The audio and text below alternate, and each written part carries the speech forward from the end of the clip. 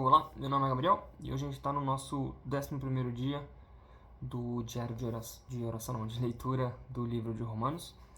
E eu gostaria que vocês pudessem abrir comigo Romanos... Vamos do versículo 20 até o 22. Acho que esse trecho é legal.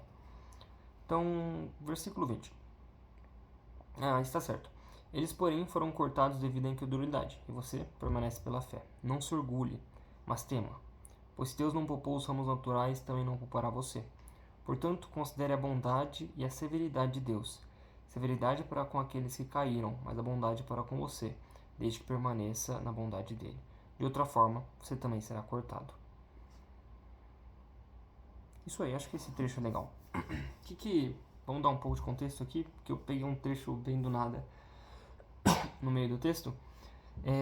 O que Paulo está falando aqui, né? Ele está já alguns capítulos falando sobre o seu povo, no caso de Paulo aqui, os judeus, onde ele está dizendo, olha, a graça chegou a vocês, gentios, mas sabem que a salvação veio primeiro aos judeus, mas os judeus rejeitaram o evangelho, e por isso estão sendo apartados dessa graça. Eles ainda não receberam a graça e estão sendo... E é que ele vai falar no texto aqui, né? Ele vai falar como ele sofre porque os judeus, a sua família, a sua nação, não tem aceitado o evangelho e está se afastando de Deus. Mas ele diz aqui, mas Deus ainda assim vai ser gracioso para com os judeus, devido aos patriarcas, pela promessa que ele fez aos patriarcas. E então Deus deixa agora os judeus se rebelarem em desobediência para depois puxar eles pela sua misericórdia para o evangelho. E aqui ele está falando agora ele vai falar do remanescente de Israel, mas nesse trechinho aqui que eu gosto bastante, ele está falando dessa analogia, como se o povo de Israel, os judeus que receberam a promessa, foram os primeiros a receber Deus, os patriarcas receberam Deus e espalharam através dele a sua semente. Eles aqui, os judeus são essa raiz de oliveira... Como é que ele fala? Oliveira criada? Oliveira cultivada. Isso. Então ele fala que os judeus são a raiz dessa oliveira cultivada, o inicial disso. E vocês gentios, nós gentios, somos oliveiras bravas. Somos aqueles que não receberam inicialmente a revelação de Deus. Mas Deus foi gracioso para conosco e nos enxertou. Então pegou os rebanhos, que somos nós, que estão por aí nas oliveiras bravas, e nos enxertou nessa raiz principal que é a revelação de Deus na humanidade, que começa através dos judeus. E aí Paulo fala aqui, portanto considere a bondade e a severidade de Deus. Severidade com aqueles que caíram, porque Paulo está falando, olha, os judeus que são a oliveira original, são os originais, estão caindo dessa raiz que é Deus. Eles estão sendo tirados da raiz pela severidade de Deus, porque eles não estão seguindo a graça do Evangelho, não estão recebendo essa nova revelação, estão se apegando à antiga forma que Deus tinha se revelado, que era através da lei, não recebem a graça, e por isso eles foram retirados. Então considerem a severidade de Deus. Então severidade para com aqueles que caíram, mas bondade para com você, que permanece na bondade dele. Então fala, considere a severidade, porque Deus é severo com aqueles que o rejeitam, mas é bondoso para com aqueles que o recebem. Então ele é bondoso a ponto de colocar esses ramos de oliveira brava, essas nações, essas pessoas que não estavam originalmente na revelação de Deus, esses que não aceitaram a Deus, esses que não têm a descendência da promessa, e Deus foi bondoso para com eles, para colocar eles no seu caminho, na sua obra, na sua igreja, que a gente chama hoje. Então considerem isso, Deus não devia isso a vocês, Ele não fez promessa aos gentios, mas Ele foi bondoso e gracioso para colocar vocês também como coparticipantes, co-herdeiros do reino dele. Mas não se esqueçam da severidade, porque Deus rejeita aqueles que os rejeitam.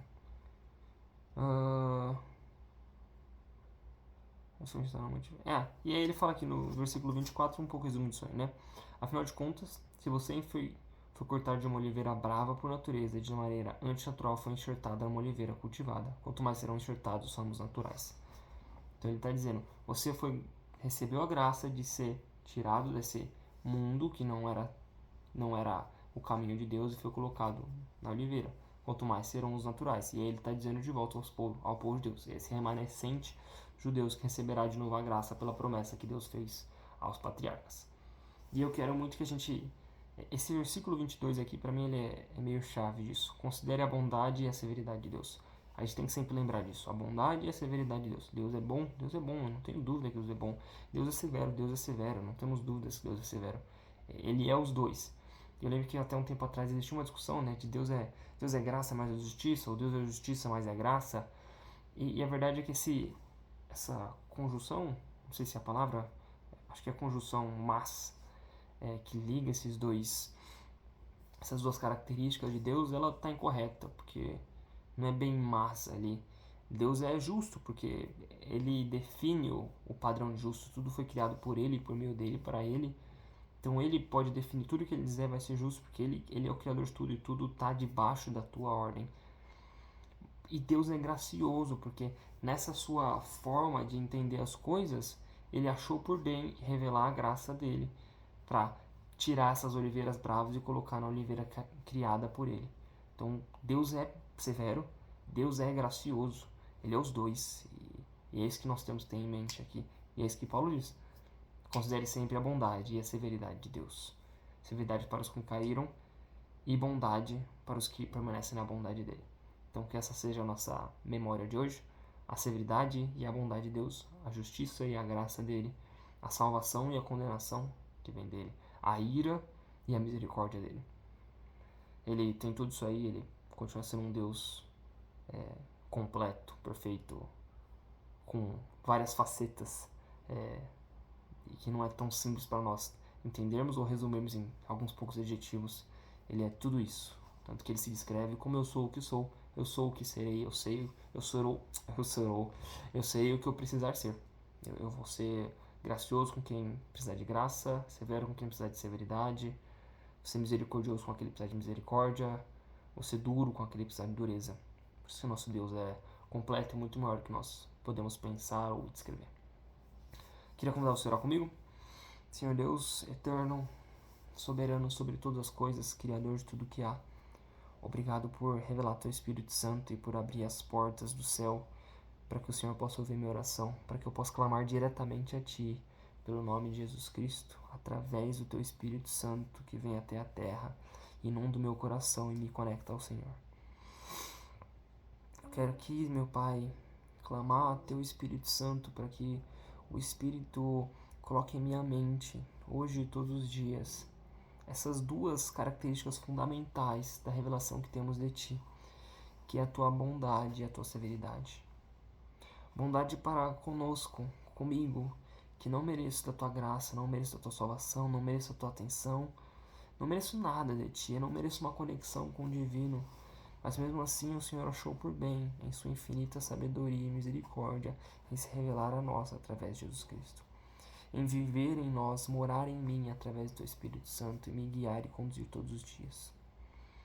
E me relembra também da Tua severidade, para que eu não abandone o Teu caminho, meu Deus, mas me mantenha firme, focado em Ti, seguindo as vontades de Deus, seguindo os caminhos de Jesus, seguindo a Sua forma de agir na terra e de espalhar e expandir o Teu reino. A Sua severidade é verdadeira e a Tua graça é verdadeira. A Tua bondade é boa e perfeita e a Tua severidade é justa. Me relembra disso todos os meus dias, Senhor. A mim e meu irmão, para que esses dois pilares da Tua revelação sejam sempre verdadeiros em nós. Não nos deixe cair em falsas doutrinas, em falsas simplificações de quem é Deus, mas nos faz ver a Tua complexidade e nos faz entender, na medida do possível, à medida do quanto podemos entender a Tua complexidade e a Tua forma de ver o mundo, meu Deus. Obrigado, Pai, porque eu sei que me ouve e sei que revela a Tua palavra em nossos corações e em Teu texto.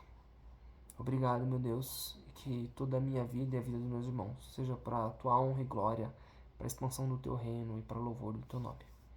Amém. Amém, glória a Deus. Obrigado por você que ficou até aqui. Até uma próxima. Tchau, tchau.